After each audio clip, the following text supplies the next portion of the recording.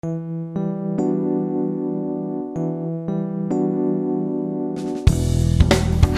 I'm Nyesha McCauley, and you're watching AccessTV.org.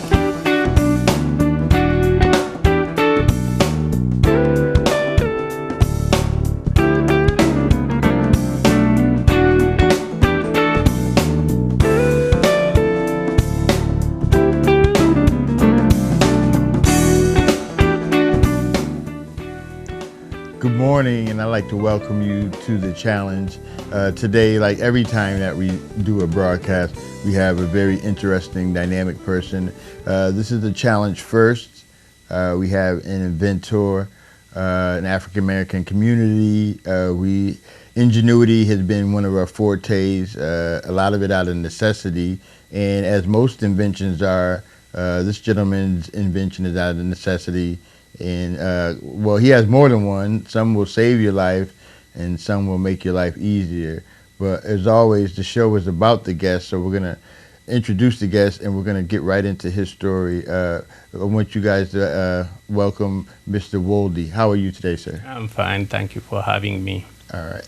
So like we do on the show, we kind of talk about your background, how you got to Connecticut, and in your instance, how you get to the United States. So we'll start there. So you weren't born here. Where were you born originally? I was born in Ethiopia.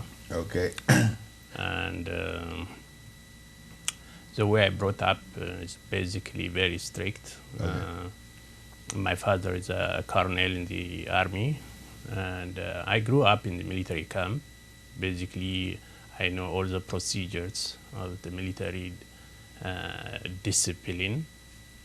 And my grandfather was also a general. They used to call him the Jazmach in our language. That means that the rank the Jazmach is equivalent to the general. Okay. That was in 1800. Ooh. Yeah, that's a long time ago. And my uncles also generals, and my godfather generals. And so basically military is just in my blood. Right. So I wanted to also to be a military man because it would have been very easy for me because I grew up in that kind of atmosphere. Right. So one day some incident happened and I totally changed my idea not to be a military man. My father was in the hospital, and I went in the hospital, military hospital, to visit my father. And there were, when I get into the room, there was two lieutenants. These lieutenants, young officers,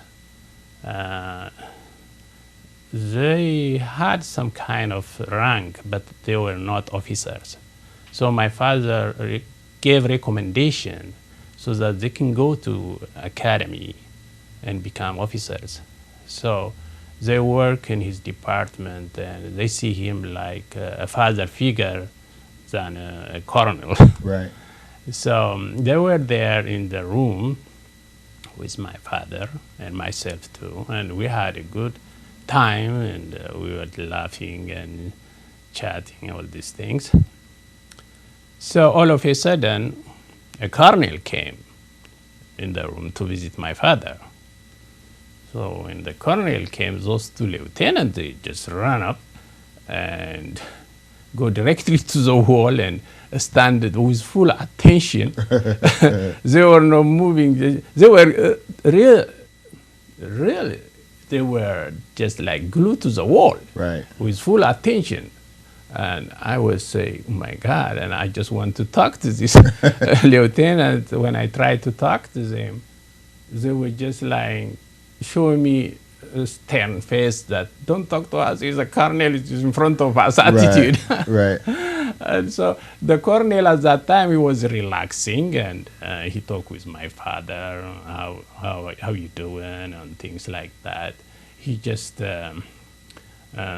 put his left leg, cross his left leg, and then he changed his right legs to the left, and he was more relaxing and talking with my father and about everything.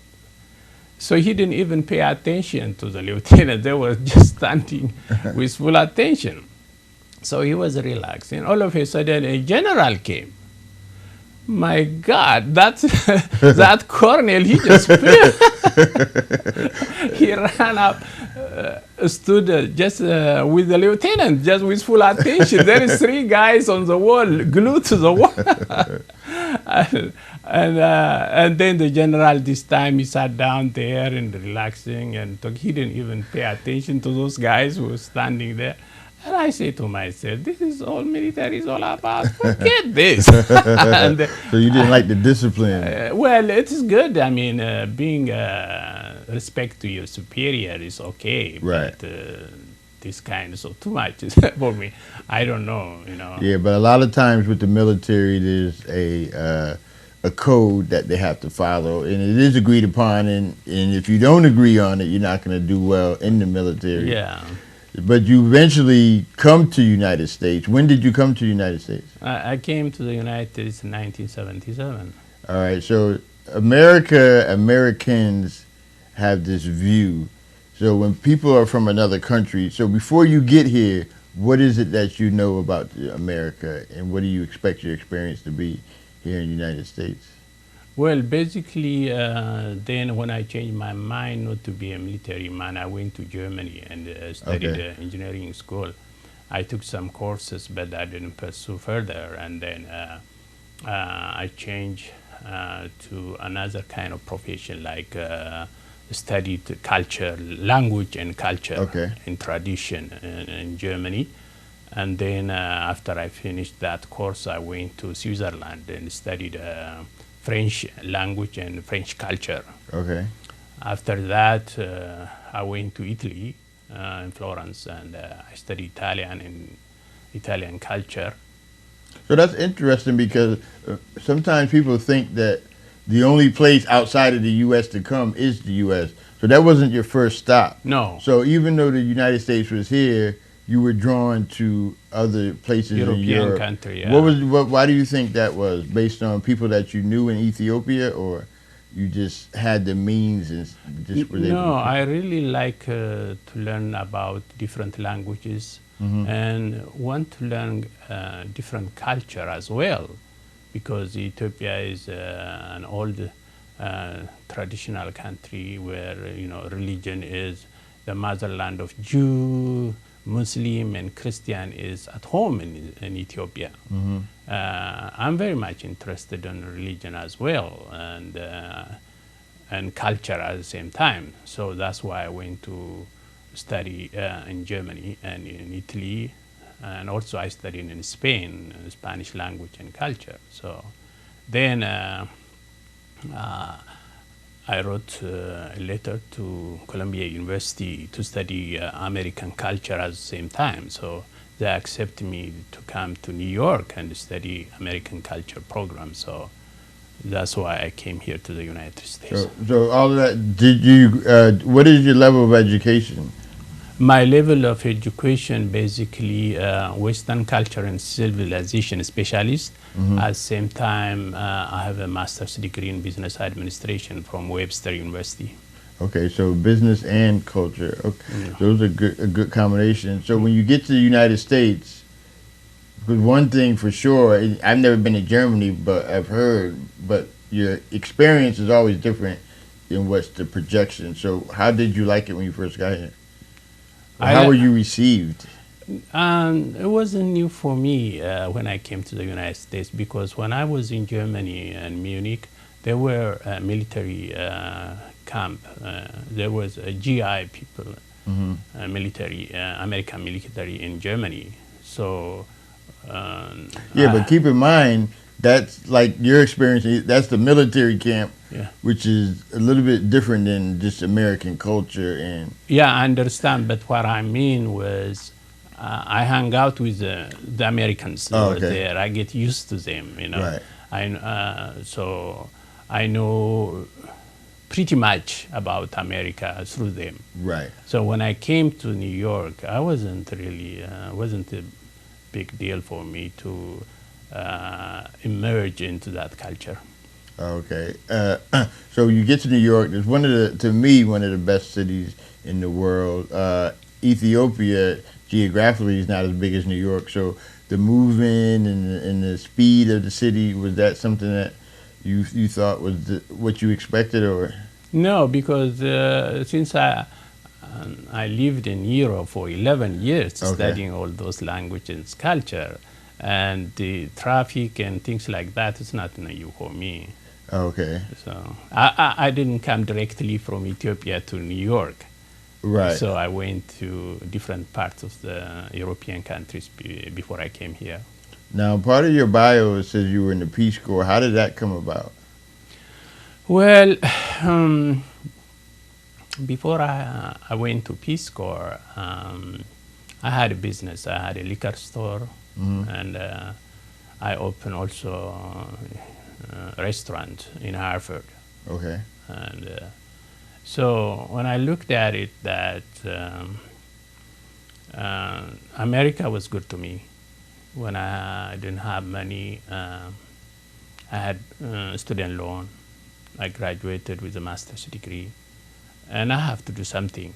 So I left my business to serve voluntarily in Latin America.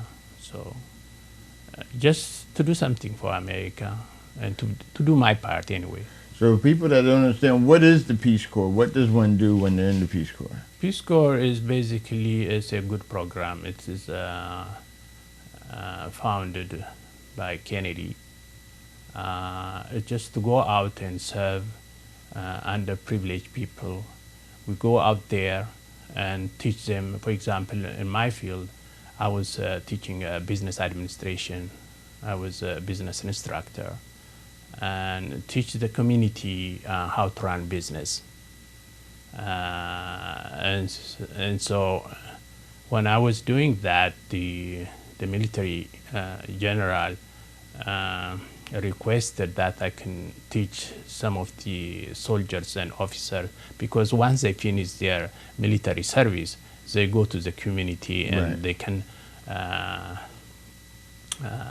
from the knowledge that they get from me, they can do a self-help program in their community. So I taught classes also for military as well. So one who does how long is the commitment for the Peace Corps? The commitment for Peace Corps is basically 2 years, but what happens is you have to learn 3 months the language, for example, Spanish. And once you finish language courses, they put you on exam. If you don't pass that exam, they send you back to the United States. But if you pass the exam, the language, then they assign you according to your profession. If you're study agriculture, then you go out to the field and teach agriculture. But in my field, it was business administration, so they put me in the city to teach business. Oh, okay. And another thing you did in D.C. with the broadcast, how did that come about? And explain to our viewers what you did in D.C. In D.C., yes, I was the founder of the Ethio National Broadcasting Service. The Ethio Broadcasting Service is basically, we inform our community about their homeland, the news about their homeland.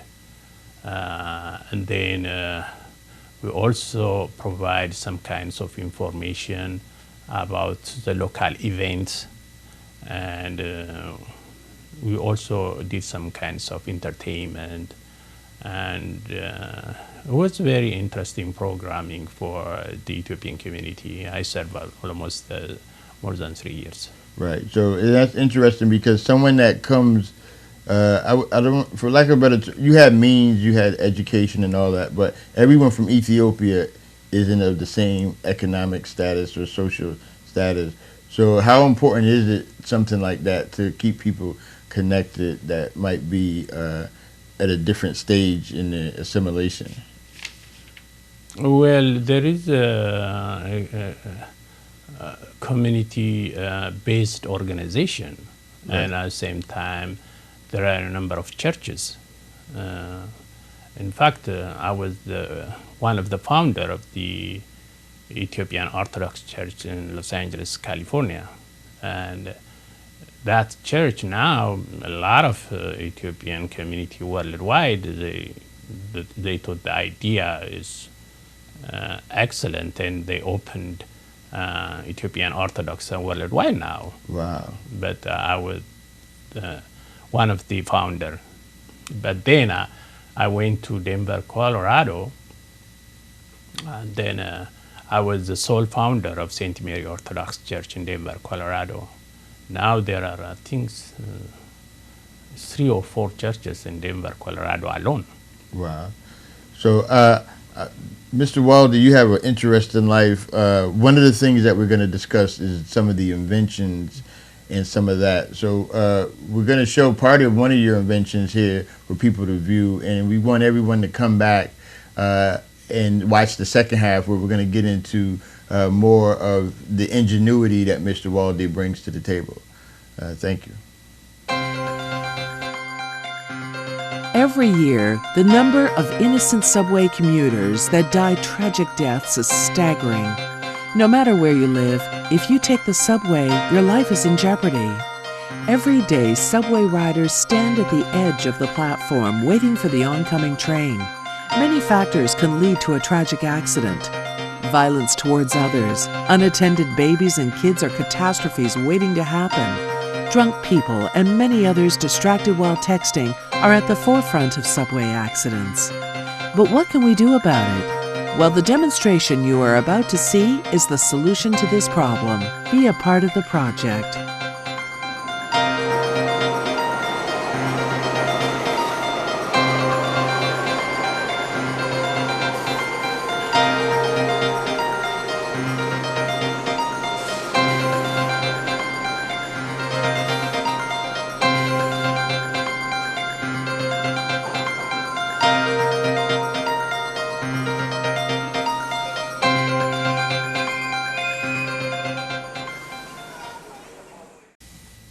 I'd like to welcome everyone back to the challenge. We're going to continue our conversation with the dynamic and interesting Mr. Wolde, an inventor, and I would say a trailblazer, because he came in at a time and was able to move not only himself and some of his countrymen into a better space.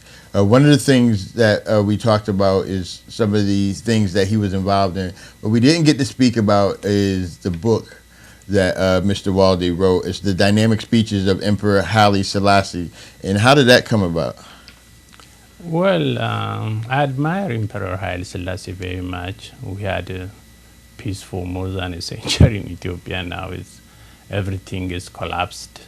Mm-hmm. And the government of Ethiopia at these present times, they are more focused on their ethnic groups. Mm-hmm. You see, basically what happened in Ethiopia was they dethroned the Emperor Haile Selassie, and the military took over the government. The military wasn't a good governance. Basically, they are military. They should have, once they dethroned the emperor, they should have left the government to the civilians, but they didn't. They kept. Oh, okay. And they created a lot of mess up in Ethiopia. And then they came this group called the Tigrayan people, the Tigrayan tribes. They are almost 6 million compared to 90 million, which is when 6 million, basically 84 million people are not Tigrayans. They are completely different tribes. Right. So they are more concentrated on their tribes instead of seeing a wider scope to the whole Ethiopian. But they are more, if you're not from the Tigray tribes, then the chance to get a job or to promote to a higher level is unlikely. Right. You see, that creates animosity to the other population of Ethiopian people. So this is really it's a problem. It's a big problem in Ethiopia at this time. All right. So Haile Selassie was basically, he was more into nationalist. Right. Mm-hmm. Instead of ethnocentric type of style, but you are more nationalist. Was that viewed on the ground as a Western view, or because you're talking about a tribal population, and then he's talking about more like a united country? So even though the military moved in the direction that they did, the people in the public, the general public, if you were to take a census, what would they say? They're more for the tribal separation or for the no, the military was not focused on the tribal. They are more nationalists, also the military. But their problem is they don't know how to govern. Oh, the okay, country. right. I see what you're saying. Because military is completely different. Right. They stand up against the wall. They are different people. Right. But if they were really wise enough to do that, look, we are military people.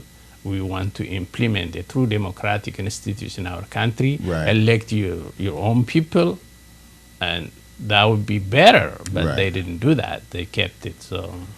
All right, and then one of the things, and this is one of the things I love about the show, is bringing the talent of the guests into the conversation. So, and you mentioned early on in our first segment, you started down educationally on a road of engineering. You stopped that, but it's clearly that still lived inside of you enough to work on a few inventions. So we'll take them one at a time, and the first one I just wanted to talk to you about real quick is the Easy Change automobile tires. Mm-hmm. And first explain to our guests what it is and why did you come up with that? Well, that's a good question, really. There was I was in church, and then after the service, I was on my way to my home. Mm-hmm.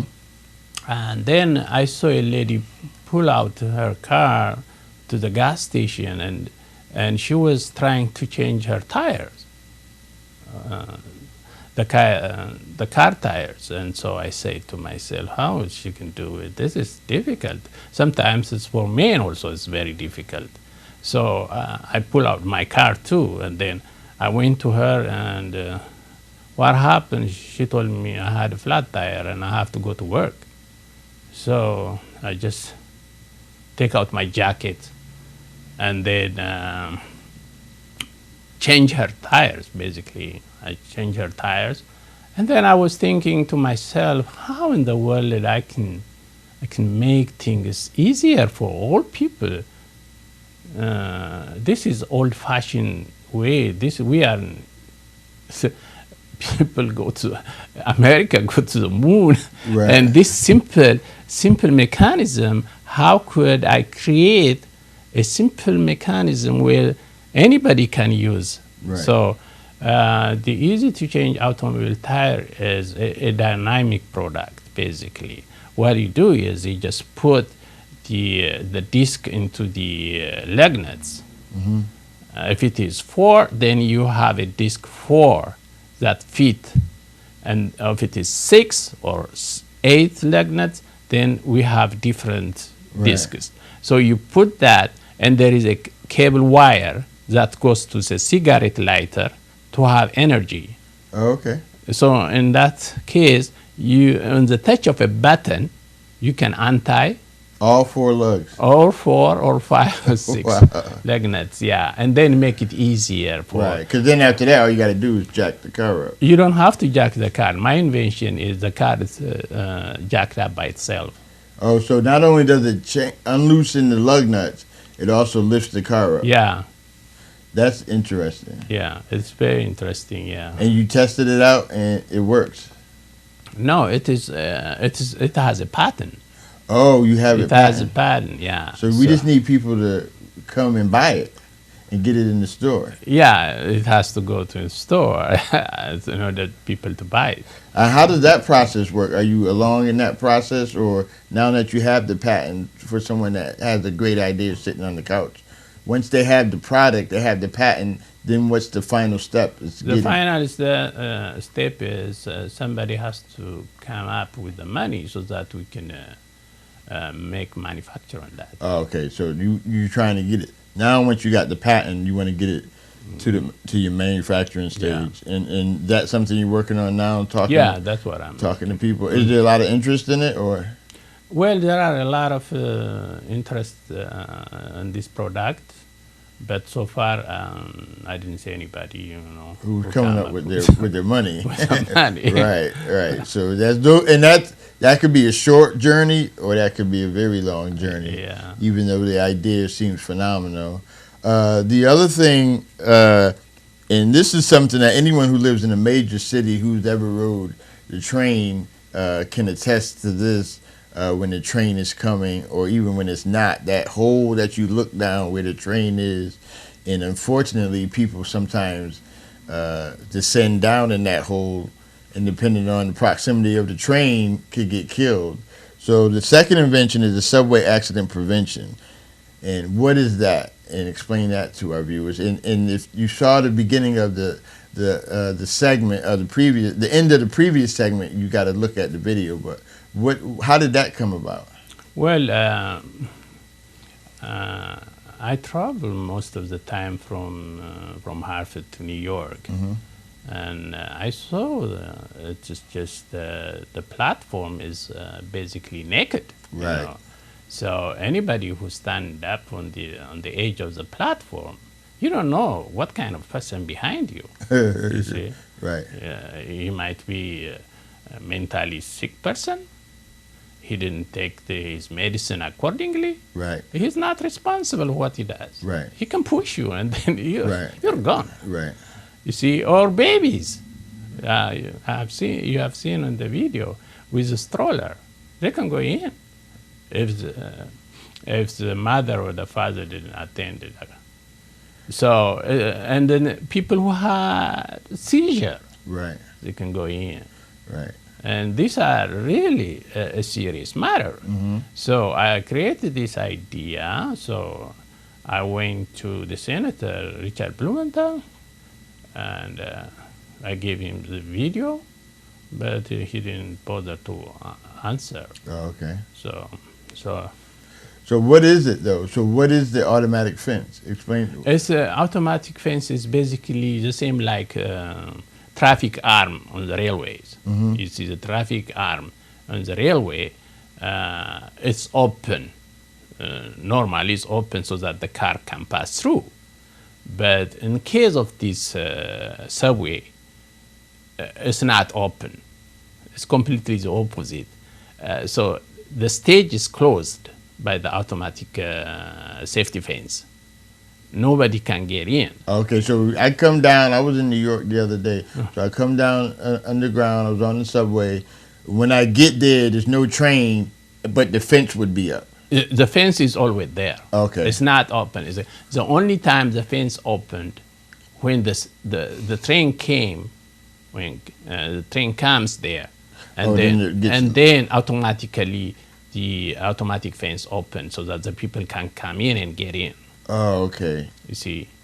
Yeah, that is a good idea. It is a good idea. It is safety. How difficult is it, though, to install something like that? It's not difficult. It's just like the arm. The traffic arm on the railway, it's open. When the train comes, it's closed by itself. There is sensor.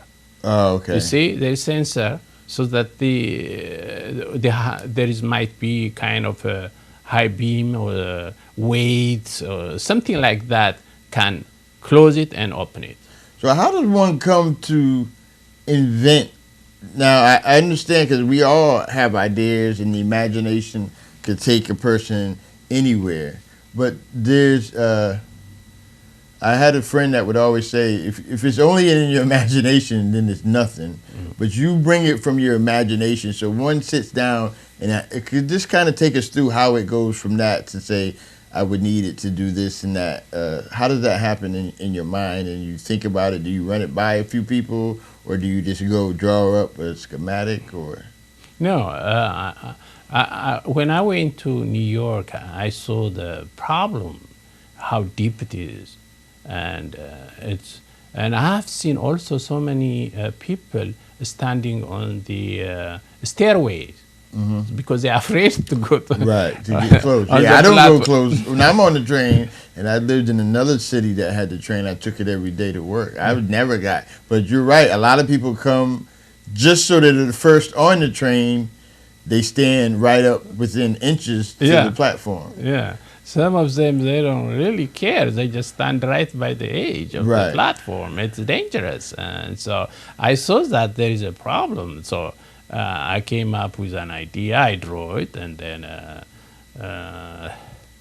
I sent it to the person who did animation. Okay. And then so the steps to it. So you come up with it, then someone would draw like this is what it would actually look like. Yeah. I draw it and I make an instruction to the animation how it is. There is also light on the top of the fence.